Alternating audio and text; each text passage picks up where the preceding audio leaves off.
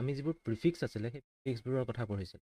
এতিয়া তাৰ পাছত আমি কমনলি ইউজ কোৱান্টিটি কেইটামানৰ বিষয়ে পঢ়িম যিবোৰ আমি কমনলি ইউজ কৰি থাকোঁ জেনেৰেলি মাছ আছে ৱেইট আছে ভলিউম আছে তেনেকুৱা ধৰণৰ টেম্পাৰেচাৰ সেই কোৱান্টিটিবোৰৰ কথা অলপ ষ্টাডি কৰিম এতিয়া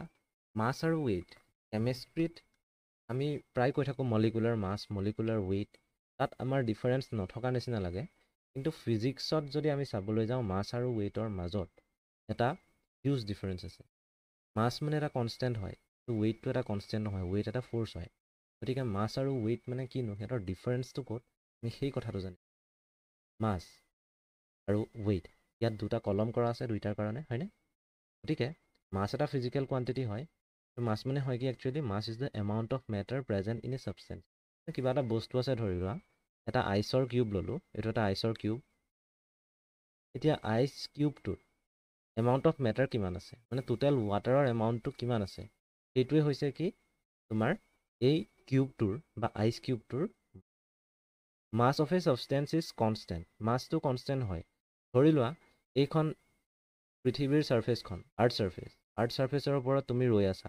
এইখিনিত তুমি ৰৈ আছা ইয়াত তোমাৰ মাছ যিটো হ'ব একজেক্টলি তুমি যদি গ্ৰাউণ্ডৰ পৰা অলপ ওপৰলৈ গুচি যোৱা তোমাৰ মাছটো কি থাকিব একেই থাকিব মানে মাছটো কনষ্টেণ্ট মাছটো পজিশ্যন চেঞ্জ হোৱাৰ লগে লগে চেঞ্জ হৈ নাথাকে আৰু মাছটোক কিহেৰে ডিনোট কৰিব পাৰি স্মল এম বা কেপিটেল এম জেনেৰেলি আমি স্মল এম বা কেপিটেল এম দি কি কৰোঁ মাছটোক ৰিপ্ৰেজেণ্ট কৰোঁ আৰু মাছৰ ইউনিটটো হৈছে তোমালোকে সকলোৱে জানা কেজি কিলোগ্ৰাম হয়নে কিন্তু ৱেইটটো কি হ'ব weight is the force exerted by gravity on an object মানে এটা বস্তুৰ ওপৰত গ্ৰেভিটিয়ে কিমান এক কৰিছে কিমান ফ'ৰ্চ এপ্লাই কৰিছে সেই ফ'ৰ্চটোক আমি কি বুলি কওঁ ৱেইট বুলি কওঁ এইটো হৈছে ওজন অসমীয়াত যদি ক'বলৈ যাওঁ ওজন আৰু মাছ মানে কি আছিলে মাছ মানে আছিলে ভৰ এতিয়া ওজন আৰু ভৰৰ মাজত ডিফাৰেঞ্চ এইটো যে ভৰটো কনষ্টেণ্ট হয় ধ্ৰুৱক হয় কিন্তু ওজনটো কনষ্টেণ্ট নহয় ওজনটো এটা বল হয় যিটো বেলেগ বেলেগ হ'ব পাৰে weight is the force exerted by gravity on an object তাৰপাছত আছে weight vary from place to place due to change in gravity মানে মই তোমাক যেনেকৈ ইয়াত কথাটো ক'লোঁ ফাৰ্ষ্ট কেছত যে আৰ্থৰ ছাৰ্ফেচখন আছে তুমি আৰ্থৰ ছাৰ্ফেচত আছা তোমাৰ মাছটো কিবা এটা আছে ধৰি লোৱা 50 কেজি বুলি ধৰি লোৱা তেতিয়াহ'লে তুমি অলপ ওপৰলৈও যদি যোৱা গ্ৰাউণ্ডৰ পৰা অলপ ওপৰলৈ গুচি গ'লা তেতিয়াও তোমাৰ মাছটো কি থাকিব 50 কেজিয়ে থাকিব 50 কিলোগ্ৰামেই থাকিব কিন্তু কথাটো হ'ল যদি তুমি আৰ্থৰ ছাৰ্ফেচত আছা এইখিনিত আছা তেতিয়া তোমাৰ ওপৰত তোমাৰ গ্ৰেভিটিয়ে যিটো ফ'ৰ্চ এপ্লাই কৰিছে তোমাৰ ওপৰত সেই ফ'ৰ্চটো যদি F1 বুলি ধৰি লওঁ তেতিয়াহ'লে তুমি যদি অলপ গ্ৰাউণ্ডৰ পৰা ওপৰলৈ গুচি যোৱা সেই ফ'ৰ্চটোক আমি F2 বুলি ক'ব লাগিব আৰু F1 is not equal to F2 মানে তোমাৰ ৱেইটটো ইয়াত আৰু ইয়াত গ্ৰাউণ্ডত আৰু গ্ৰাউণ্ডৰ পৰা অলপ ওপৰত দুইটা জেগাতেই তোমাৰ ৱেইটটো কি হয় বেলেগ বেলেগ হয় এতিয়া ৱেইটটোক আমি কেনেকৈ ডিটাৰমাইন কৰোঁ ৱেইটটোতো ফ'ৰ্চ হয় আমি W দি ডিনোট কৰিব পাৰোঁ আৰু W ইকুৱেল টু কি হয় mass into gravitational acceleration due to gravity ত' M ইনটু G M মানে হৈছে মাছ আৰু G মানে হৈছে এক্সিলাৰেশ্যন ডিউ টু গ্ৰেভিটি গতিকে ওজন বা ৱেইট হৈছে এটা ফ'ৰ্চ এটা বল আৰু মাছ হৈছে এটা ফিজিকেল কোৱান্টিটি য'ত যাৰ ভেলুটো সলনি হৈ নাথাকে যাৰ ভেলুটো এটা কনষ্টেণ্ট হয় বা ধ্ৰুৱক হয় তাৰ পাছত আমি যাওঁ ভলিউমটো সকলোৱে জানা এটা বস্তুৱে কিমানখিনি ঠাই অকুপাই কৰি থাকে কিমানখিনি স্পেচ অকুপাই কৰি থাকে volume is the quantity of 3D space enclosed by a closed surface মানে ধৰি লোৱা ইয়াতে এটা কিউব আছে মই এটা কিউব বুলিয়ে ধৰি লৈছোঁ এইটো এটা কিউব আছে there is a cube you all know that a cube has 6 surfaces and it has some volume এতিয়া ইয়াৰ নিৰ্দিষ্ট এটা ভলিউম আছে হয়নে এটা স্পেচিফিক স্পেচ অকুপাই কৰি থাকে এতিয়া সেই স্পেচিফিক স্পেচৰ এমাউণ্টটো কিমান এমাউণ্ট অফ স্পেচ অকুপাই কৰি আছে সেইটোৱে হৈছে এই কিউবটোৰ কি volume it is the volume of the cube এতিয়া এইটোতো গম পালে volume is the quantity of 3D space enclosed by a close surface কিউবটোত ক্ল'জ ছাৰ্ফেচ আছে ন টোটেল 6খন ছাৰ্ফেচ আছে গতিকে সেই 6খন ছাৰ্ফেচৰ ভিতৰত যিমানখিনি স্পেচ অকুপাই হৈ আছে সেই স্পেচখিনিকে কি বুলি ক'ব পাৰোঁ এই কিউবটোৰ কাৰণে ভলিউম বুলি ক'ব পাৰোঁ আৰু SI ইউনিট অফ ভলিউমটো কি হয় কিউবিক মিটাৰ হয় কিউবিক মিটাৰ বা আমি কি বুলি লিখিব পাৰোঁ M কিউব বুলি লিখিব পাৰোঁ বাট ইন লেবৰেটৰিজ এই কথাটো চাবা বাট ইন লেবৰেটৰিজ স্মলৰ ভলিউমছ আৰ ইউজ আমি স্মল ভলিউম ইউজ কৰোঁ এতিয়া এটা ৰিয়েকশ্যন কৰিবলৈ আমাক একদম বহুত এগাল কেমিকেল নালাগে বহুত কেমিকেল আমি লেবৰেটৰী এটাত ইউজ নকৰোঁ এমাউণ্ট গতিকে এমাউণ্টটো সদায় কম থাকে এতিয়া সেইটো কাৰণে আমি যেহেতু কম এমাউণ্ট লওঁ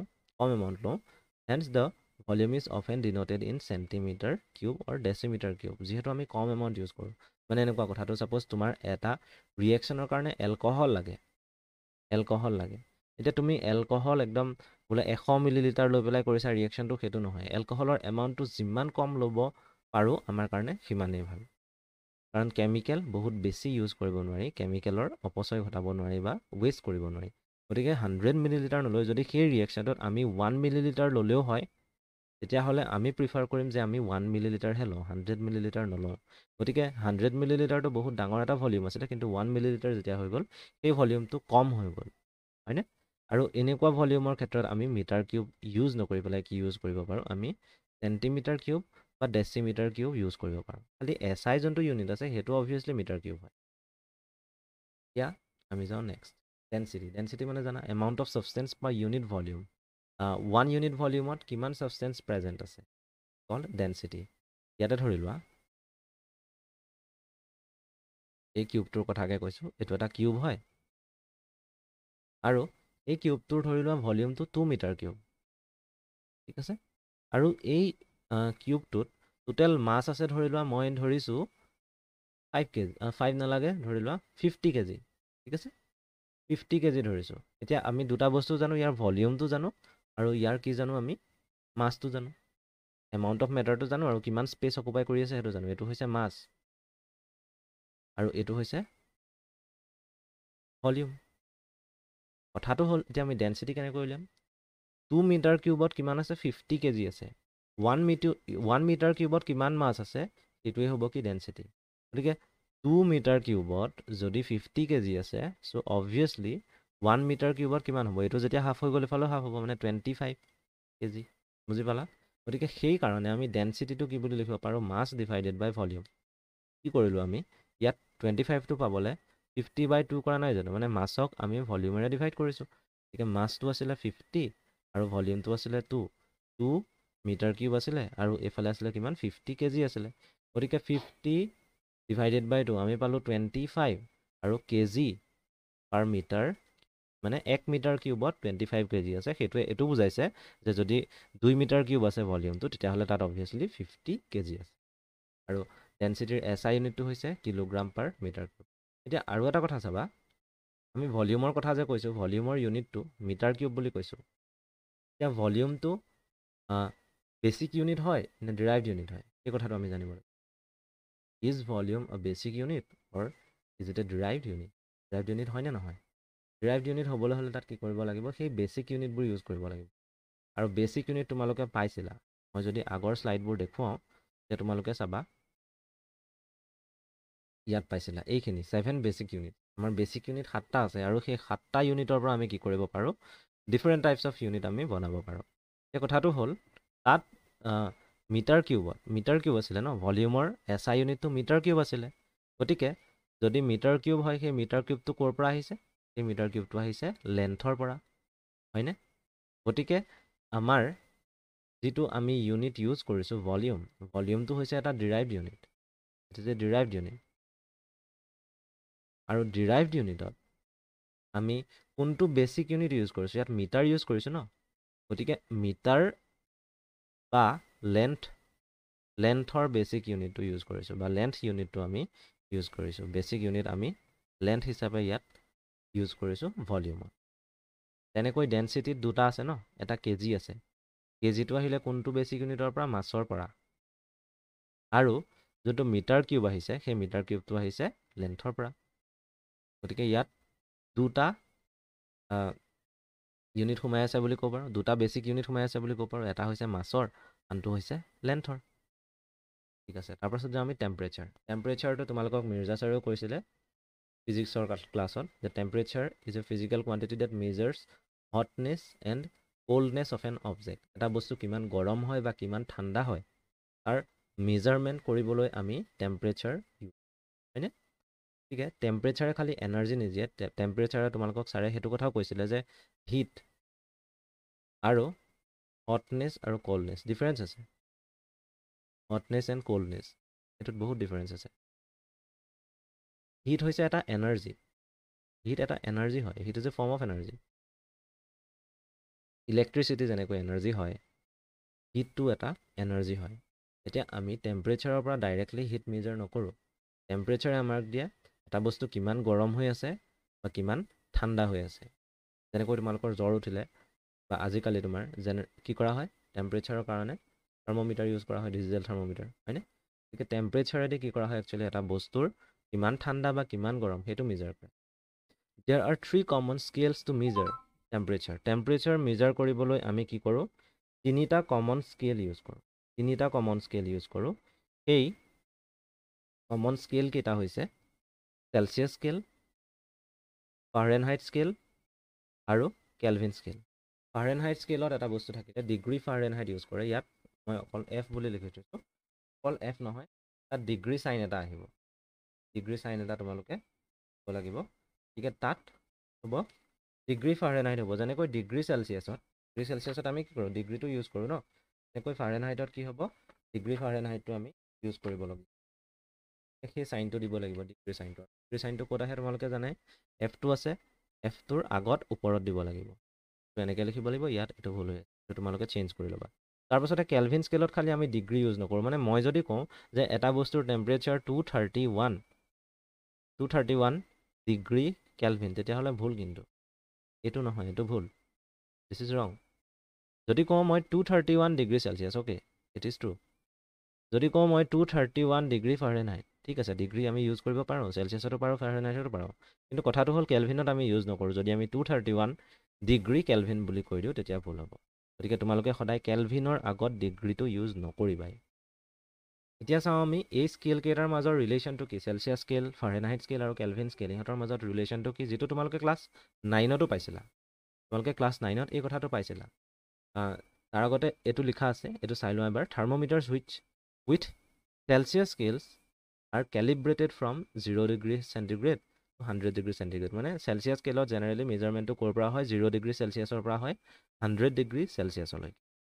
আকৌ ফাৰেনহাইট স্কেলত কি হয়, 32 ডিগ্ৰী ফাৰেনহাইটৰ পৰা, মানে লৱেষ্টটো হৈছে 32 ডিগ্ৰী ফাৰেনহাইট আৰু হায়েষ্টটো হৈছে কিমান, 212 ডিগ্ৰী ফাৰেনহাইট। তাৰপাছত আহিলে the Fahrenheit scale is related to Celsius scale. Celsius scale আৰু ফাৰেনহাইট স্কেলৰ মাজৰ ৰিলেশ্যনটো দিয়া আছে, degree Fahrenheit equal to 9/5 degree centigrade plus 32, এনেকৈ দিয়া আছে। তাৰপাছতে এটা কেলভিন স্কেল আৰু আমাৰ চেলচিয়াছ স্কেলৰ মাজত ৰিলেশ্যন দিয়া। গতিকে কেলভিন স্কেল আৰু চেলচিয়াছ স্কেলৰ মাজৰ ৰিলেশ্যনটো তোমালোকে পাইছা, নোপোৱা নহয়। কেলভিন ইকুৱেল টু কি আছিলে, ডিগ্ৰী চেলচিয়াছ প্লাছ 273.15। এতিয়া 273.15 তোমালোকে বহুত কিতাপত পাবা, কিন্তু তোমালোকে কি কৰিব পাৰা, 273.15ৰ সলনি 273 যদি লিখা তেতিয়াও ভুল নহয়, তেতিয়াও তোমালোকৰ মাৰ্কছ নাকাটে। কিন্তু যেতিয়া ডিগ্ৰী চেলচিয়াছ বা ডিগ্ৰী চেলচিয়াছৰ ঠাইত যদি 0.15 দিয়ে, তেতিয়াহ'লে তোমালোকে 0.15টো লিখিলে কি ভাল হ'ব, তেতিয়া কেঞ্চেল গুচি যাব, কেঞ্চেল যাব বস্তু। সেইটো কাৰণে পৰাপক্ষত চাব লাগিব যে কোনকেইটা নিউমেৰিকেল ভেলু আমাক দিয়া আছে। সেই নিউমেৰিকেল ভেলুকেইটাৰ ওপৰত বেছ কৰি পেলাই আমি 0.15টো কেতিয়াবা ধৰিম বা কেতিয়াবা নধৰোঁ। এতিয়া ডিগ্ৰী ফাৰেনহাইটৰ পৰা আমি ডিগ্ৰী চেলচিয়াছলৈ কেনেকৈ নিওঁ, বা ডিগ্ৰী চেলচিয়াছৰ পৰা ডিগ্ৰী ফাৰেনহাইটলৈ আমি কেনেকৈ, ধৰি লোৱা ডিগ্ৰী চেলচিয়াছ তোমাক দিয়া আছে 10 ডিগ্ৰী চেলচিয়াছ। 10 ডিগ্ৰী চেলচিয়াছক তোমালোকে ডিগ্ৰী ফাৰেনহাইটলৈ নিব লাগে। মানে 10 ডিগ্ৰী চেলচিয়াছত তোমালোকে কিমান ডিগ্ৰী ফাৰেনহাইট নাজানা। এতিয়া জাষ্ট তোমালোকে এই এক্সপ্ৰেশ্যনটো লিখিলা, লিখাৰ পাছত নেক্সট ষ্টেপত কি হ'ব, ডিগ্ৰী ফাৰেনহাইট তুমি তেনেকৈ ৰাখিবা, ইকুৱেল দিলা, 9/5ও দিলা। 9/5 ইনটু কি হৈ আছে, ডিগ্ৰী চেলচিয়াছ হৈছে নহয়। ইয়াত ডিগ্ৰী চেলচিয়াছ আমাক কিমান দিয়া আছে, 10 দিয়া আছে। গতিকে আমি ডিগ্ৰী চেলচিয়াছৰ ঠাইত 10 লিখি দিম, প্লাছ 32। এতিয়া কথাটো হ'ল 9/5 আৰু ইয়াত আছে কিমান, 10। 5এ 10ক কেঞ্চেল কৰা, 2 পালা। 2 × 9 কিমান হ'ব, 2 × 9 হ'ব 18। 18 প্লাছ 32, 18 প্লাছ 32 কৰিলে কিমান হ'ব, 32 প্লাছ 8 কৰিলে 40 আহিলে, 40 প্লাছ 10 50 হৈ গ'ল। মানে আমি এটা কথা গম পালোঁ যে যদি 10 ডিগ্ৰী চেলচিয়াছ হয়, তেতিয়াহ'লে তাত কিমান হ'ব, 50 degree Fahrenheit. 10 degree Celsius is equal to 50 degree Fahrenheit. গতিকে এনেকৈ আমি কি কৰিব লাগিব, কনভাৰ্ট কৰিব লাগিব। ইয়াত যদি তোমালোকক ডিগ্ৰী ফাৰেনহাইট দিয়া থাকে, তাক আমি চেলচিয়াছলৈ নিব লাগে, তেতিয়া তোমালোকে পাৰিবা। কিন্তু এটা কথা চোৱা, ডিগ্ৰী ফাৰেনহাইট আৰু কেলভিনৰ মাজত ডাইৰেক্ট ৰিলেশ্যন নাই। যদি তোমালোকক দিয়া আছে কেলভিনটো দিয়া আছে অকল, তেতিয়া তোমালোকে তাক যদি ফাৰেনহাইটলৈ নিব লাগে, তোমালোকে কেলভিনক আগতে কি কৰিব লাগিব, কেলভিনটোক আগতে ডিগ্ৰী চেলচিয়াছলৈ নিব লাগিব আৰু ডিগ্ৰী চেলচিয়াছটোক তোমালোকে কি হ'লে নিব লাগিব ডিগ্ৰী ফাৰেনহাইটলৈ নিব লাগিব ইয়াৰ লগত ৰিলেটেড কুৱেশ্যন আছে এই কুৱেশ্যনকেইটা তোমালোকে চালে গম পাবা কি কেনেকৈ ধৰণে কৰিব লাগে এই প্ৰেক্টিছ প্ৰব্লেম এইখিনি দিয়া আছে তোমালোকে এইখিনি কৰিবলৈ চেষ্টা কৰিবা ৰিলেশ্যনকেইটা সেইকেইটা মনত ৰাখিব লাগিব কাৰণ তোমালোকৰ এক্সামৰ কাৰণেও ইম্পৰ্টেণ্ট হয় কনভাৰ্জনবোৰ সুধি থাকে এইটোৰ পৰা এইটোলৈ নিয়া ডিগ্ৰী চেলচিয়াছৰ পৰা ফাৰেনহাইটলৈ নিয়া বা কেলভিনৰ পৰা ফাৰেনহাইটলৈ নিয়া বা কেলভিনৰ পৰা ডিগ্ৰী চেলচিয়াছলৈ নিয়া তেনেকুৱা ধৰণৰ কুৱেশ্যনবোৰ আহিয়ে থাকে গতিকে এক্সপ্ৰেশ্যনকেইটাতো তোমালোকে মনত ৰাখিবই লাগিব এনি হওঁ আৰু এইবোৰতো দিয়াই আছে এইখিনি তোমালোকে কৰিব পাৰিবা Gallium is a metal that can melt in your hand at 302.93 Kelvin. What is the temperature in degree centigrade? সুধিছে কুৱেশ্যনটো কেলভিনত দিয়া আছে আমি কি হ'লে নিব লাগে ডিগ্ৰী চেলচিয়াছলৈ নিব লাগে ইজি কুৱেশ্যন হয় টান কুৱেশ্যন হয় খালি তোমালোকে কি জানিব লাগিব ৰিলেশ্যন জানিব লাগিব সেইটো বাকী ইয়াতো একে convert kelvin to degree Celsius তাৰপাছতে ইয়াত আছে convert degree Celsius from to kelvin ডিগ্ৰী চেলচিয়াছৰ পৰা আমি কেলভিনলৈ নিব লাগে একেবাৰে সহজ কুৱেশ্যন খালি ৰিলেশ্যন কেইটা এই ৰিলেশ্যন কেইটা তোমালোকে মনত ৰাখিবই লাগে এতিয়া চোৱা এইটো ডিগ্ৰী ফাৰেনহাইট টু কেলভিন আছে ডিগ্ৰী ফাৰেনহাইটৰ আৰু কেলভিনৰ মাজত ডাইৰেক্ট ৰিলেশ্যন নাই এতিয়া ডিগ্ৰী ফাৰেনহাইটক আমি ফাৰ্ষ্টলৈ নিব লাগিব ডিগ্ৰী চেলচিয়াছলৈ আৰু সেই ডিগ্ৰী চেলচিয়াছক আমি কেলভিনলৈ নিব কথাটো সেইটো তোমালোকে কৰিবা কৰি পেলাই এনচাৰটো চাবা কি ওলায় তাৰপাছত আহিলে ডিৰাইভড ইউনিটৰ কথা মই কৈছোঁৱে তোমালোকক যে বেচিক ইউনিটৰ পৰা ডিৰাইভড ইউনিটবোৰ আহে যোনবোৰ বেচিক ইউনিট আছে 7 বেচিক ইউনিট সেই বেচিক ইউনিটবোৰৰ পৰা আমি কি কৰিব পাৰোঁ ডিৰাইভড ইউনিটবোৰ উলিয়াব পাৰোঁ The units of different physical quantities can be derived from the 7 base units এইটো কথাহে কোৱা হৈছে so these units are called derived units এই ইউনিটবোৰক কি বুলি কোৱা হয় derived unit বুলি কোৱা হয় এৰিয়াৰ কাৰণে আমি কি ইউজ কৰোঁ তোমালোকে জানা এটা ছাপ'জ ৰেক্টেংগল আছে বা আয়ত আছে আয়তটোৰ লেন্থ আছে আৰু ব্ৰেথ আছে তেতিয়াহ'লে আমি কি কৰোঁ লেন্থ ইনটু ব্ৰেথ কৰোঁ ন লেন্থৰ ইউনিটটো কি হয় মিটাৰ আৰু ব্ৰেথৰ ইউনিটটো কি হয় দুটাই ডিষ্টেঞ্চৰ ইউনিট গতিকে মিটাৰে হ'ব মিটাৰ ইনটু মিটাৰ আমি মিটাৰ স্কুৱাৰ পালোঁ এৰিয়াৰ ইউনিট মিটাৰ স্কুৱাৰ পালোঁ কিন্তু এৰিয়াত কোনটো বেছ ইউনিট ইউজ হৈ আছে বা কোনটো বেচিক ইউনিট ইউজ হৈ আছে তেতিয়া সেই বেচিক ইউনিটটো কি হ'ব বেচিক ইউনিট অফ লেন্থ আৰু সেইটোৱে কি হয় সেইটো হৈছে মিটাৰ গতিকে এৰিয়াটো হৈছে এটা ডিৰাইভড ইউনিট কিন্তু তাত কোনটো বেছ ইউনিট এপ্লাই হৈ আছে লেন্থ এক্সেক্টলি ক্লিয়াৰ হৈছে তোমালোকৰ নেক্সট আহিলে ডেনচিটিৰ কথা কৈছোঁৱেই এইটো মই ক'ব নালাগে মাছ ডিভাইডেড বাই ভলিউম মাছটো কেজিত আহিব আৰু ভলিউমটো আহিব মিটাৰ কিউবত তেতিয়া আমি পামগৈ কেজি পাৰ মিটাৰ কিউব তাৰপাছতে তেনেকৈ ভেল'চিটি আছে ভেল'চিটি মানে হৈছে ডিছপ্লেচমেণ্ট ডিভাইডেড বাই টাইম ডিছপ্লেচমেণ্টৰ ইউনিট হৈছে মিটাৰ টাইমৰ ইউনিট হৈছে ছেকেণ্ড গতিকে ইয়াত দুটা বেচিক ইউনিট এপ্লাই হৈ আছে ফাৰ্ষ্টটো হৈছে লেন্থৰ ইউনিট মিটাৰ আৰু ছেকেণ্ডটো হৈছে টাইমৰ ইউনিট ছেকেণ্ড তাৰপাছত আহিলে এক্সিলাৰেশ্যন ইয়াতো একে মিটাৰ পাৰ ছেকেণ্ড স্কুৱেৰ এইটো সকলোৱে জানা আৰু মিটাৰ পাৰ ছেকেণ্ড স্কুৱেৰত কি হৈ আছে কোনটো বেছ ইউনিট এপ্লাই হৈ আছে এটা হৈছে লেন্থৰ আৰু আনটো হৈছে টাইমৰ ছেকেণ্ডৰ গতিকে ফ'ৰ্চ নেক্সট আহিলে ফ'ৰ্চ মানে হৈছে mass into acceleration F equal to m a relation তোমালোকে ক্লাছ 9তে পাইছিলা হয়নে মাছ আছে আৰু এক্সিলাৰেশ্যন আছে মাছত কোনটো আছে কেজি আছে আৰু এক্সিলাৰেশ্যনত কোনটো আছে মিটাৰ পাৰ ছেকেণ্ড স্কুৱেৰ গতিকে ইয়াত তিনিটা বেছ ইউনিট এপ্লাই হৈ আছে এটা হৈছে মাছৰ ইউনিট এটা হৈছে লেন্থৰ ইউনিট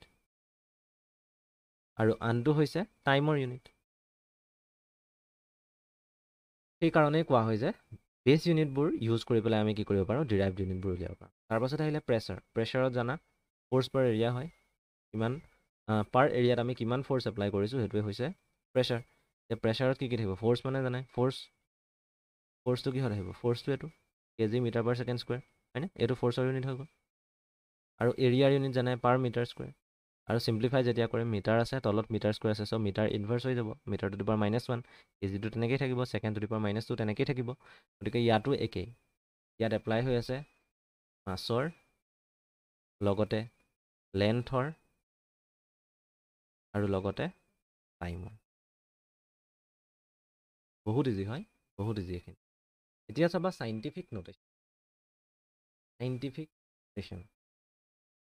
চাইণ্টিফিক নোটেশ্যন কি হয় আমি জানিব লাগিব মানে ষ্টেণ্ডাৰ্ড ফৰ্ম এটা আছে যোনবোৰ আমাৰ নিউমেৰিকেল ভেলু হয় আমি ফিজিক্স বা কেমেষ্ট্ৰিত জেনেৰেলি আমি নিউমেৰিকেল ভেলুবোৰ এটা ফৰ্মত ৰাখোঁ এটা জেনেৰেল ফৰ্মত ৰাখোঁ সেই জেনেৰেল ফৰ্মটো হৈছে n × 10 to the power n 10ৰ পাৱাৰত আমি ৰাখিবলৈ চেষ্টা কৰোঁ where n is an exponent having positive and negative value nৰ ভেলুটো কি হ'ব পাৰে এক্সপনেণ্টটো গম পাইছা পাৱাৰ হয় ঘাত হয় having positive and negative value মানে স্মল এন যিটো আছে তাৰ ভেলুটো কি হ'ব পাৰে পজিটিভ হ'ব পাৰে নিগেটিভ হ'ব পাৰে কেতিয়াবা 10 to the power -1 ওলালে বোলে কেতিয়াবা 10 to the power -2 ওলালে কেতিয়াবা 10 to the power -3 ওলালে মানে এনৰ ভেলুটো নিগেটিভ হ'ব পাৰে -1 -2 -3 হ'ব পাৰে -7 হ'ব পাৰে -31 হ'ব পাৰে একো ডাঙৰ কথা নহয় সেইটো বা পজিটিভ হ'ব পাৰে 10 to the power 23 হ'ব পাৰে and capital N is a number called digit term capital এনটো হৈছে ডিজিট টাৰ্ম বুলি কোৱা হয় ইয়াতে দুটা পাৰ্ট পাইছা ন n × 10 to the power n এনটোক ডিজিট টাৰ্ম বুলি কোৱা হয় এতিয়া সেই ডিজিট টাৰ্মটোৰ ওপৰত বেছ কৰি আমি কি পঢ়িব লাগিব আমি পঢ়িব লাগিব ছিগনিফিকেণ্ট ফিগাৰ্ছ কিন্তু ডিজিট টাৰ্মটোনো কি হয় ডিজিট টাৰ্মটোৰ ভেলুটো ক'ৰ পৰা ক'লৈকে থাকে চোৱা ডিজিট টাৰ্মৰ ভেলুটো 1.000 ইয়াৰ পৰা থাকে 0 থাকিব পাৰে আৰু কিহলৈকে থাকে 9.9999 মানে ডিজিট টাৰ্মটো ষ্টাৰ্ট হয় ক'ৰ পৰা ডিজিট টাৰ্মটো ষ্টাৰ্ট হয় 1ৰ পৰা আৰু শেষ হয়গৈ কিমানত 10ৰ তলত 10ৰ তলৰ যিকোনো ভেলু হ'ব পাৰে 10ৰ তলত খালি দেই এতিয়া চোৱা 1 আৰু 10ৰ ভিতৰত হ'ব মানে 10ৰ ভেলুটো গতিকে 5.5 যদি হয় হ'ব 6.5 হ'ব 9.9 হ'ব 9.98 হ'ব পাৰে একো ডাঙৰ কথা নহয় খালি ইয়াত চোৱা এতিয়া 212.50 212.50 আছে এইটো এতিয়া সেই ষ্টেণ্ডাৰ্ড ফৰ্মটোত নাই ষ্টেণ্ডাৰ্ড ফৰ্মটো হৈছে capital N × 10 to the power n 10ৰ পাৱাৰ আমি ইয়াত দেখা নাই কিন্তু এই পাৰ্টটো যদি চোৱা নিউমেৰিকেল ভেলুটো যদি চোৱা তাত দেখা পাবা যে ডেচিমেলৰ আগত তিনিটা ভেলু আছে ডেচিমেলৰ আগত দেখা পাইছা কিন্তু যেতিয়া আমি কেপিটেল এনৰ ভেলু লিখোঁ ডেচিমেলৰ আগত এটাহে ডিজিট থাকিব পাৰে 1ৰ পৰা 9ৰ ভিতৰত দেখা পাইছা হয়তো 1 আছে নহ'লে 9 আছে নহ'লে 2 3 4 5 6 7 8 তাৰ ভিতৰত কিবা থাকিব পাৰে কিন্তু ইয়াত কি আছে তিনিটা ডিজিট আহি গ'ল 2 1 2 আহি গ'ল সেইটো আমি নাইকিয়া কৰিব লাগিব যদি নাইকিয়া কৰিবলৈ হয় নিউমেৰিকেল ভেলুটো একেই ৰাখিব লাগিব কিন্তু আমি এই ফৰ্মটোলৈ লৈও যাব লাগিব এই ফৰ্মটোলৈ যদি নিবলৈ হয় আমি কি কৰিম ইয়াত ডেচিমেলৰ আগত তিনিটা ডিজিট আছে তাৰ এটা ডিজিট ডেচিমেলৰ আগত ৰাখিব লাগে মানে দুটা ডিজিট আমি ডেচিমেলৰ পাছলৈ নিব লাগিব দশমিকৰ পাছলৈ আৰু সেইটো যদি নিবলৈ হয় তেতিয়াহ'লে আমি ইয়াক কিহেৰে হৰণ কৰিব লাগিব 212.508 ডিভাইডেড বাই 100 কিন্তু 100ৰে আমি পটককৈ ডিভাইড কৰি দিবতো নোৱাৰোঁ আমি কি কৰিব লাগিব ভেলুটো একজেক্ট ৰাখিবও লাগিব ইনটু 100 কৰি দিলোঁ তো নিউমেৰিকেল ভেলুটো একেই থাকিবগৈ কিন্তু তাৰ ফৰ্মটো চেঞ্জ হৈছে আমি কোনটো ফৰ্মত লিখিছোঁ এতিয়া যদি চোৱা 100ৰে এই পাৰ্টটোক যদি ডিভাইড কৰি দিওঁ আমাৰ এনেকুৱা হ'বগৈ 2.12508 ইনটু 10 to the power 2 10ৰ পাৱাৰতো আহি গ'ল প্লাছ তোমাৰ এই যিটো পাৰ্ট আছিলে এই পাৰ্টটো কি হৈ গ'ল n বুলি ক'ব পাৰোঁ এতিয়া কেপিটেল N বুলি কাৰণ কেপিটেল Nৰ ভেলুটো কি হ'ব পাৰে 1 আৰু 10 1 হ'ব পাৰে বা 1তকৈ ডাঙৰ হ'ব পাৰে আৰু 10তকৈ কি হ'ব লাগিব সৰু হ'ব লাগিব কেপিটেল Nৰ ভেলুটো হৈছে ইয়াত 2.1টো পাইছোঁ ঠিক এনেকৈ আমি চাইণ্টিফিক নটেশ্যনলৈ নিব লাগিব আৰু ইয়াৰ এটা চিম্পলেষ্ট এক্সাম্পল হৈছে কি তোমালোকে আগতে পাইছিলা যিটো এভগেড্ৰজ নাম্বাৰটো তোমালোকে পাইছিলা 6.022 × 10 to the power 23 এনেকৈ পাইছিলা ন এনেকৈ পাইছিলা এতিয়া এইটো যদি চোৱা ডেচিমেলৰ আগত এটা ডিজিট আছে এইটোকতো আমি এনেকৈও লিখিব পাৰিলোহেঁতেন 6022 তাৰপাছতে ধৰি লোৱা 0 আহিব 20টা 1 2 3 4 5 6 7 8 10 11 12 13 14 15 16 17 18 19 20 তো আমি এনেকৈও লিখিব পাৰিলোহেঁতেন কিন্তু এনেকৈ লিখাতকৈ কি হ'ব যদি আমি সেই ষ্টেণ্ডাৰ্ড ফৰ্মটোলৈ নিওঁ সেইকাৰণে আমি কি কৰিব লাগে ইয়াত এইটো ফৰ্মত ৰাখিব লাগে যে এইটোও ভুল নহয় এইটো এভগেড্ৰ নাম্বাৰে হয় খালি কথাটো হ'ল আমি ষ্টেণ্ডাৰ্ড ফৰ্মত লিখোঁ 6.022 × 10 to the power 23 বুলিহে লিখোঁ এতিয়া আহিলে একিউৰেচি এটা মেজাৰমেণ্ট কিমান কাৰেক্ট হৈছে সেইটো দুটা টাৰ্মৰ পৰা গম পাব পাৰি এটা হৈছে একিউৰেচি আৰু আনটো হৈছে প্ৰিচিজন এটা পাবা একিউৰেচি আৰু প্ৰিচিজন পাবা এতিয়া এই শ্লাইডখন চালে তোমালোকৰ একো বুজি নোপোৱা নিচিনা লাগিব চোৱা ভালকৈ Accuracy is a measure of the difference between experimental value or the mean value of a set of measurements and true value. মানে accuracy হৈছে কাৰ মাজৰ ৰিলেশ্যন accuracy মানে হৈছে mean value আৰু true value এতিয়া mean value কি true value কি তোমালোকে একো বুজি পোৱা নাই সেইটো মই কথা গম পাইছোঁ খালি এটা কথা মনত ৰাখা যে mean value আৰু true value মাজৰ ডিফাৰেঞ্চটো যেতিয়া কম হ'ব মানে ইহঁতৰ ডিফাৰেঞ্চটো mean value আৰু ট্ৰু ভেলু MV আৰু টিভি মানে সেইটো টিভি টেলিভিশ্যন নহয় আৰু গতিকে MV আৰু টিভিৰ মাজৰ যিটো ডিফাৰেঞ্চ সেই ডিফাৰেঞ্চটো যদি বহুত কম হয় তেতিয়াহ'লে কি হ'ব মেজাৰমেণ্টটো একুৰেট হ'ব মানে আমি ভালকৈ কাৰেক্ট এনচাৰ উলিয়াব পাৰিছোঁ এক্সপেৰিমেণ্ট কৰি পেলাই accuracy এক্সপ্ৰেছেছ the correctness of measurement সেই কথাটো কৈ দিছে একুৰেচি আমাক কি দিয়ে কাৰেক্টনেছ অফ মেজাৰমেণ্ট এটা কিমান কাৰেক্ট হৈছে কিমান কাৰেক্ট নাই হোৱা সেই কথাটো কি আমাক একুৰেচি দিয়ে। আৰু এটা বস্তু আছে চোৱা প্ৰিচিজন। বুজি পাবা, এক্সাম্পল এটা দি দিম ক্লিয়াৰ হৈ যাব, সেইটো কাৰণে চিন্তা কৰিব নালাগে, খালি শ্লাইডকেইটা চাই লোৱা আছে। প্ৰিচিজন এটা আছে, প্ৰিচিজনে কি তোমাৰ এইটোৱে দিয়ে কিমান কাৰেক্ট হৈছে বা কিমান কাৰেক্ট নাই হোৱা সেই কথাটো। Is express as a difference between a measured value and arithmetic mean value for a series of measurement কৰোঁতে এতিয়া প্ৰিচিজনে কি দিলে, প্ৰিচিজনে দিলে মেজাৰ্ড ভেলু আৰু আনটো হৈছে কি ভেলু, এৰিথমেটিক মিন। ইহঁতৰ মাজৰ ডিফাৰেঞ্চ, আৰু ইহঁতৰ মাজৰ ডিফাৰেঞ্চটো যদি লেছ হয়, এই ডিফাৰেঞ্চটো যদি কম হয়, তেতিয়াহ'লে ডাটাটো কি হ'ব, চাইজ হ'ব। মেজাৰ্ড ভেলু মানে এইটো ইণ্ডিভিজুৱেল ভেলু বুলি ক'ব পাৰা, ইণ্ডিভিজুৱেল ভেলু IV, ঠিক আছে। মেজাৰ্ড ভেলু বুলি ক'ব পাৰা বা ইণ্ডিভিজুৱেল ভেলু বুলি ক'ব পাৰা, সেইটো কি হয় পাছত ভালকৈ বুজি পাই যাবা, তোমালোকৰ একো প্ৰব্লেম নহয়। এতিয়া চোৱা, একুৰেচি মানে MV আৰু TVৰ মাজৰ ৰিলেশ্যন, মই লিখি লৈছোঁ ইয়াতে। একুৰেচি মানে মিন ভেলু আৰু ট্ৰু ভেলুৰ মাজৰ ডিফাৰেঞ্চ, হয়নে? ইহঁতৰ মাজৰ ৰিলেশ্যনটো যেতিয়া উলিয়াম তেতিয়া আমাৰ একুৰেচি। তাৰপাছতে প্ৰিচিজন মানে কি হয়, ইণ্ডিভিজুৱেল ভেলু আৰু মিন ভেলু, এভাৰেজ মিন কৈছে ন, এৰিথমেটিক মিন কৈছে, হয়নে? এভাৰেজ ভেলু বা এৰিথমেটিক মিন একে কথা। এতিয়া কথাটো হ'ল ইণ্ডিভিজুৱেল ভেলু ল'লোঁ, ইণ্ডিভিজুৱেল ভেলু আৰু এইটো এৰিথমেটিক মিন মানে মিন ভেলু একেটাই, মিন ভেলু আৰু এৰিথমেটিক মিন ডিফাৰেঞ্চ নাই। এতিয়া প্ৰিচিজনে ইহঁতৰ মাজৰ ৰিলেশ্যন দিয়ে, একুৰেচিয়ে ইহঁতৰ মাজৰ ৰিলেশ্যন। এতিয়া ভালকৈ চাবা কথা,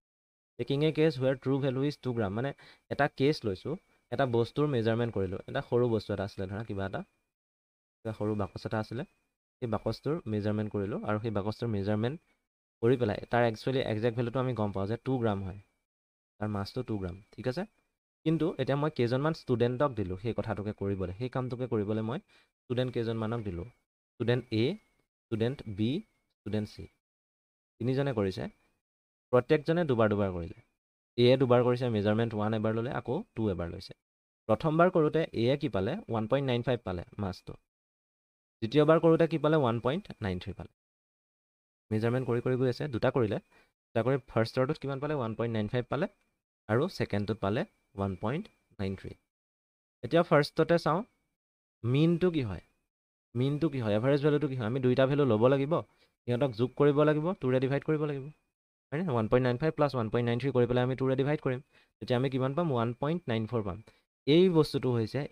হৈছে মিন ভেলু, এইটো মিন ভেলু দেই, এইটো মিন ভেলু 2 গ্ৰাম। এই 2 গ্ৰাম যিটো আছে, সেই 2 গ্ৰামটো হৈছে ট্ৰু ভেলু TV, আৰু 1.95 বা 1.93 এইবোৰ হৈছে ইণ্ডিভিজুৱেল ভেলু। এতিয়া কথাটো চোৱা ভালকৈ, একুৰেচিয়ে মিন ভেলু আৰু ট্ৰু ভেলুৰ মাজত ৰিলেশ্যন দিয়ে। মিন ভেলুটো চোৱা, মিন ভেলু কিমান পাইছা, 1.94,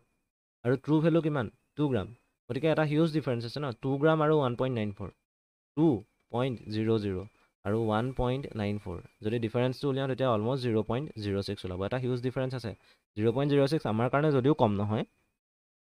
আমাৰ কাৰণে যদিও বেছি নহয়, কিন্তু এইটো এটা বেছি ডিফাৰেঞ্চ হয়, তাৰ মাজত এটা হিউজ ডিফাৰেঞ্চ আছে, মানে ট্ৰু ভেলুটো আৰু মিন ভেলুটো সিহঁতৰ মাজত ডিফাৰেঞ্চটো বেছি মানে কি, একুৰেচিটো কম। কাৰণ আমি কৈছিলোঁ চোৱা, একুৰেচিৰ ক্ষেত্ৰত কি কৈছিলোঁ চাবা, মিন ভেলু আৰু ট্ৰু ভেলুৰ মাজৰ ডিফাৰেঞ্চটো যদি লেছ হয়, ডাটাটো বেছি একুৰেট হয়। কিন্তু এতিয়া আমি যোনটো কেছ কৰিলোঁ, ইয়াত কি ওলালে, ইয়াত একুৰেচিটো কম ওলাইছে, একুৰেচিটো কম ওলোৱা নাই, একুৰেচিৰ ভেলুটো ইয়াত বেছি ওলাইছে, 0.06 ওলাইছে অলমষ্ট, হয়নে? বেছি ওলাইছে, এইটো বেছি ওলাইছে, একুৰেচিৰ ভেলুটো বেছি ওলাইছে। একুৰেচিৰ ভেলুটো যদি বেছি ওলায়, তেতিয়াহ'লে ডাটাটো কি হ'ব, লেছ একুৰেট হ'ব, একুৰেট হোৱা নাই মানে। তাৰ পাছৰটোত চোৱা, সেইটোতে ষ্টুডেণ্ট এৰ কথা কৈছে, একুৰেট নহয়, নট একুৰেট, কিন্তু প্ৰিচাইজ বুলি কৈছে। প্ৰিচাইজ কিয় ক'লে চাবা, প্ৰিচিজনত কি চাই চোৱা, ইণ্ডিভিজুৱেল ভেলু আৰু মিন ভেলুৰ মাজৰ ৰিলেশ্যন চাই। এতিয়া তোমালোকে যিকোনো এটা ইণ্ডিভিজুৱেল ভেলু লোৱা, 1.93, আৰু মিন ভেলুটো চোৱা 1.94, ডিফাৰেঞ্চটো কিমান, মাত্ৰ 0.01, হয়নে? গতিকে ডিফাৰেঞ্চটো বহুত কম সিহঁতৰ, ডিফাৰেঞ্চটো যদি বহুত কম, তেতিয়াহ'লে কি হ'ব, প্ৰিচাইজ হ'ব। ডিফাৰেঞ্চটো যদি বহুত কম হয়, লেছ ডিফাৰেঞ্চ হ'লে মোৰ precise, less difference, individual value আৰু মিন ভেলুৰ মাজৰ ডিফাৰেঞ্চটো কম, বহুত কম, 0.01, যদি কম হয় তেতিয়াহ'লে কি হ'ব ডাটাটো প্ৰিচাইজ হ'ব মানে ফাৰ্ষ্ট কেছটোত সেইটো কাৰণে ক'লে precise but not accurate precise হয় কিন্তু একুৰেট নহয় এতিয়া তোমালোকে লাষ্টৰটো চোৱা লাষ্টৰ পাৰ্টটোত কি কৈছে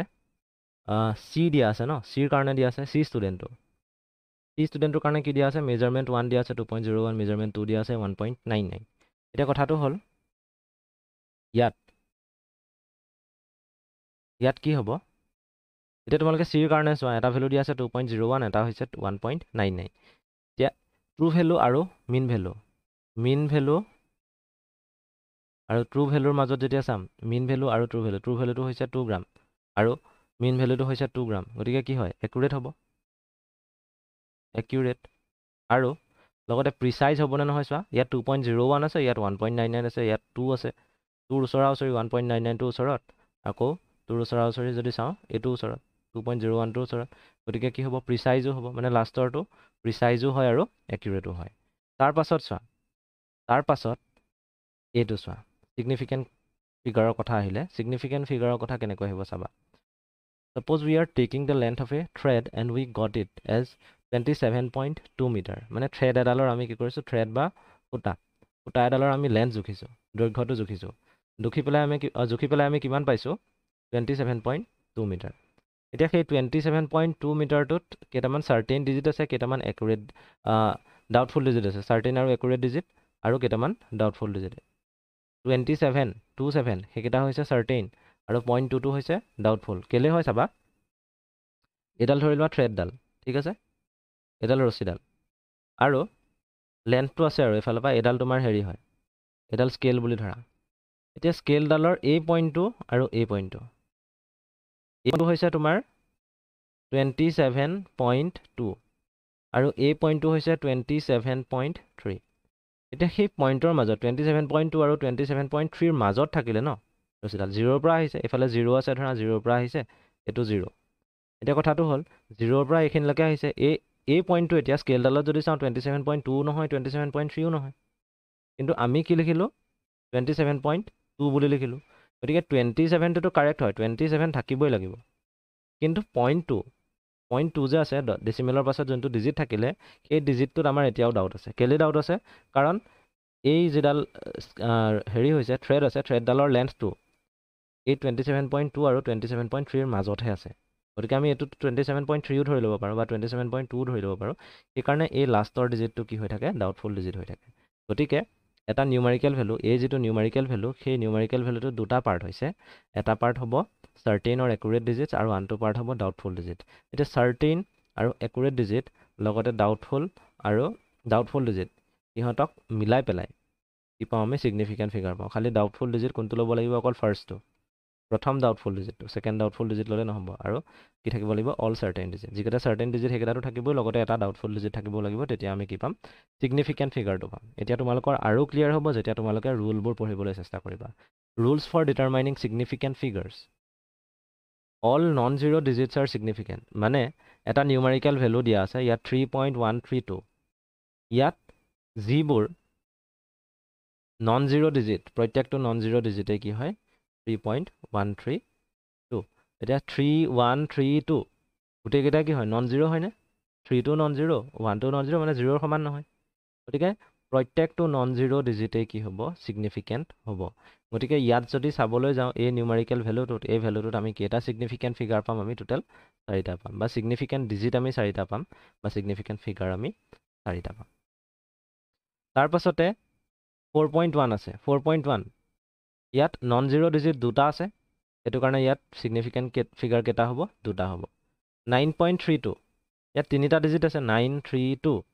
সেইকাৰণে ইয়াত ছিগনিফিকেণ্ট ফিগাৰ কেইটা হ'ব তিনিটা হ'ব 6.3211 হেজ 5 ছিগনিফিকেণ্ট ফিগাৰ্ছ সেইটোতো হয় এটা ডিজিট আছে দুটা তিনিটা 4টা 5টা টোটেল 5টা ডিজিট আছে নন জিৰ' গোটেইকেইটা সেইটো কাৰণে নন জিৰ' ডিজিট গোটেইকেইটাকে আমি কি বুলি ধৰি ল'ব লাগিব ছিগনিফিকেণ্ট বুলি ধৰি ল'ব লাগিব গতিকে আমি এইটোত পালোঁ 5টা ছিগনিফিকেণ্ট ফিগাৰ তোমাক যদি দিয়া থাকে 2.3124 তেতিয়াহ'লে ইয়াত গোটেইকেইটা non zero' digit non zero' digit যদি হয় ইয়াত ডিজিট কেইটা আছে টোটেল 5টা ডিজিট আছে গতিকে আমি ক'ব লাগিব যে দেৰ আৰ 5 ছিগনিফিকেণ্ট ফিগাৰ্ছ হিয়াৰ আৰু তোমালোকক এনেকৈ সুধিব যে 2.312 এই নিউমেৰিকেল ভেলুটোত কেইটা ছিগনিফিকেণ্ট ফিগাৰ আছে কুৱেশ্যনবোৰ এনেকৈ আহে তোমালোকে চাব লাগিব ইয়াত গোটেইকেইটা ডিজিট নন জিৰ' ডিজিট হয়নে নহয় হয় গতিকে ইয়াত 5টা কি আছে ছিগনিফিকেণ্ট ফিগাৰ আছে এটা ৰিয়েল লাইফ এক্সাম্পল এটা তোমালোকক কওঁ ধৰি লোৱা তুমি কিবা এটা বস্তু কিনিলা বস্তুটো কিনি পেলাই ₹8 দিলা কোনোবা এজন আছিলে ₹8 দিলে সেই মানুহজনেও এজন ধৰি ল'লা তুমি তুমি বুলি ধৰি লোৱা আৰু এইটো হৈছে বেলেগ এটা মানুহ আদাৰ ঠিক আছে তুমি যে দিলা তুমি একচুৱেলি 8 টকা দিয়া নাই তুমি 8 টকা 50 পইচা দিছিলা কিন্তু তোমাৰ কাৰণে 50 পইচাটোৰ ইমান মূল্য নাই কাৰণে তুমি কি কৰিলা 50 পইচাটো লিখা নাই মই মানুহটোক দোকানখনত যিটো বস্তু কিনিলোঁ বস্তুটো কিনি পেলাই মই 8 টকা 50 পইচা দিয়া নাই 50 টকাটো মই ধৰা নাই মই অকল 8 টকা বুলি লিখি থৈছোঁ সেইটো কৰিলে একচুৱেলি ভুল হয় তুমি একজেক্টলি লিখিব লাগিব যে তুমি কিমান দিছা 8.50 কাৰণ আমাৰ পইচালৈকে গণনা হয় ন টকাটো আছে পইচাটো আছে এইকেইটা পইচাত পৰিব গতিকে 8 টকা 50 পইচা তুমি টোটেল দিলা আৰু তুমি 8 টকা দিলা এতিয়া ইয়াতো ছিগনিফিকেণ্ট ফিগাৰ তিনিটা ছিগনিফিকেণ্ট ফিগাৰ আছে ইয়াতো ছিগনিফিকেণ্ট ফিগাৰ তিনিটা আছে কেনেকৈ আছে গম পাবা বাৰু তিনিটা ছিগনিফিকেণ্ট ফিগাৰ কিয় হ'ল সেই কথাটো গম পাবা ফাৰ্ষ্টৰটো আৰু ছেকেণ্ডটো দুইটাতে গম পাবা পাছত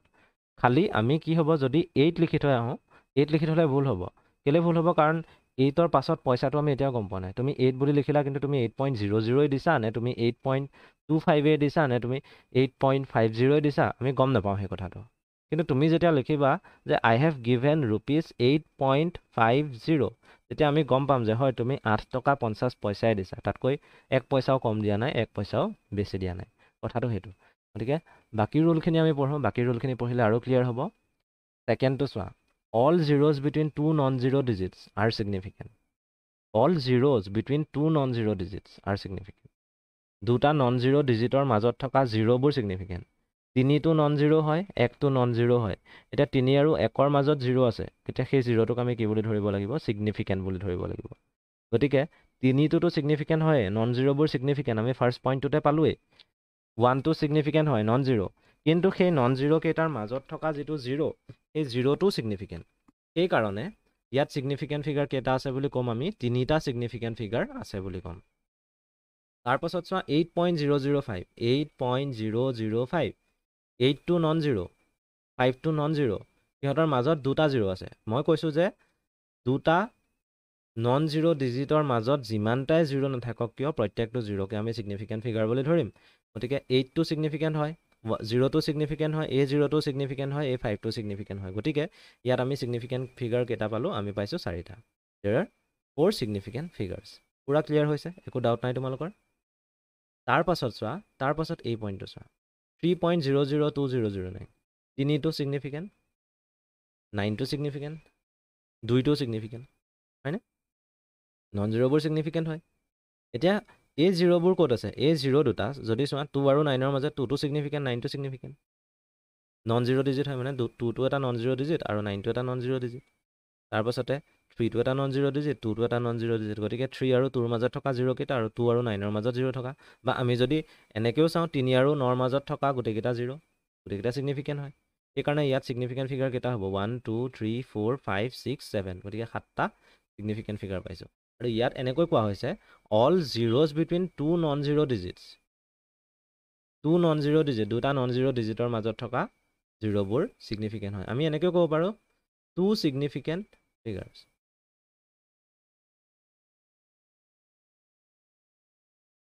2 ছিগনিফিকেণ্ট ডিজিটছ বুলিও ক'ব পাৰোঁ মানে জিৰ'জ between 2 significant digits are significant এই কথাটো যদি আমি এনেকৈ কওঁ তেতিয়াও ভুল নহয় কেলৈ নহয় চাবা 3.0000001 দি দিলোঁ এই 3টো ছিগনিফিকেণ্ট হয় নন জিৰ' এই 1টো ছিগনিফিকেণ্ট হয় নন জিৰ' এতিয়া এই 3টো আৰু এই 1টো এই ছিগনিফিকেণ্ট কেইটাৰ মাজত যিমানকেইটা জিৰ' আছে সেই জিৰ' কেইটা আমি কি বুলি ধৰিব লাগিব ছিগনিফিকেণ্ট বুলি ধৰিব লাগিব গতিকে আমি ইয়াত ছিগনিফিকেণ্ট ফিগাৰ কেইটা পাইছোঁ 1 2 3 4 5 6 7 8 গতিকে 8 significant figures are there clear প্ৰথম পইণ্টটো হ'ল যে all non zero' digits are significant second পইণ্টটো হ'ল যে all zeros between two non zero' digits are significant দুটা নন জিৰ' ডিজিটৰ মাজত থকা জিৰ'বোৰো ছিগনিফিকেণ্ট হয় থাৰ্ডটো চোৱা, এইটো ইম্পৰ্টেণ্ট হয়। এণ্ডিং জিৰ'ৰ লগত ৰিলেটেড দুটা পইণ্ট আছে। Ending zeros are significant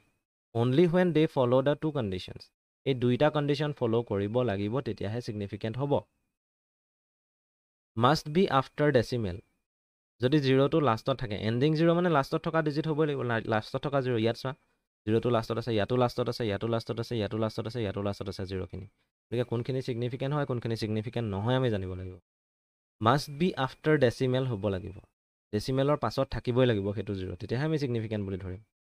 must be at the and, শেষত থাকিব লাগিব আৰু ডেচিমেলৰ পাছত থাকিব লাগিব। এতিয়া ইয়াত যদি চোৱা, ইয়াত ভালকৈ চাবা দেই, মই কথাটো কৈছোঁ, 3.000 শেষত থাকিব লাগিব কৈছে আৰু ডেচিমেলৰ পাছত থাকিব লাগিব কৈছে। এই জিৰ'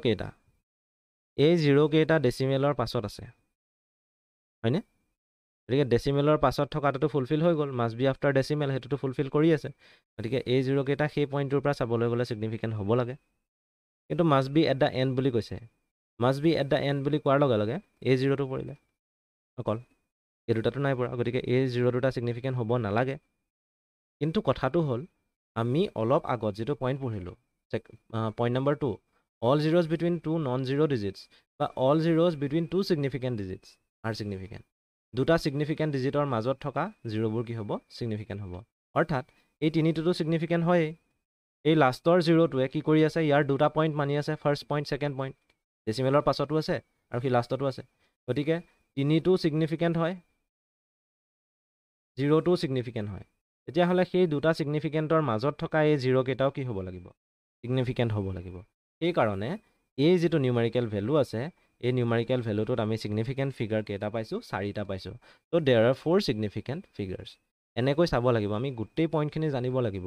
তেতিয়াহে আমি কমপ্লিটলি শুদ্ধকৈ এটা কুৱেশ্যন কৰিব পাৰিম ছিগনিফিকেণ্ট ফিগাৰৰ লগত ৰিলেটেড। তাৰপাছত চোৱা 2.40 চালেই হ'ল, 2.40 চালা, 2 নন জিৰ' 4 নন জিৰ' দুটা ডিজিট ওলালে, জিৰ'টো ডেচিমেলৰ পাছত আছে